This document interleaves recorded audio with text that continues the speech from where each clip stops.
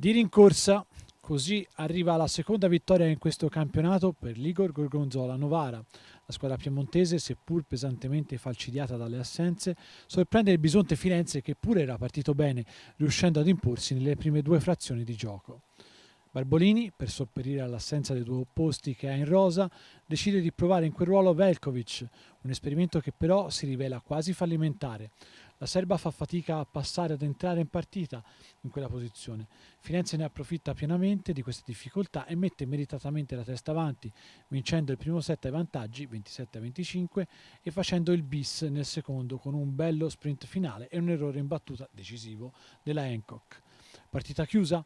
Manco per idea. Da questo momento in avanti arriva invece la svolta tattica dell'incontro.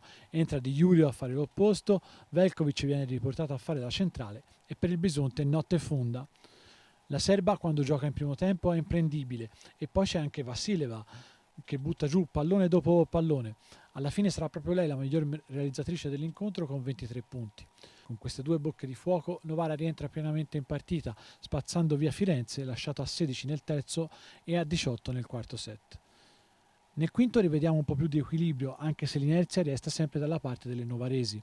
E quando c'è da dare tutto, quando si arriva a serrare le fila, le armi atomiche a disposizione di Barbolini restano tali, mentre dall'altra parte arriva qualche errore penalizzante di troppo. Novara chiude i conti con un attacco di Courtney dalla seconda linea, vincendo 15-11 l'ultimo set. Il Bisonte Firenze dopo questo match, che lascia un po' di amaro in bocca, si ritrova ad avere 6 punti in classifica e viene raggiunto proprio da Novara che ha il secondo incontro di fila che si decide al tie break.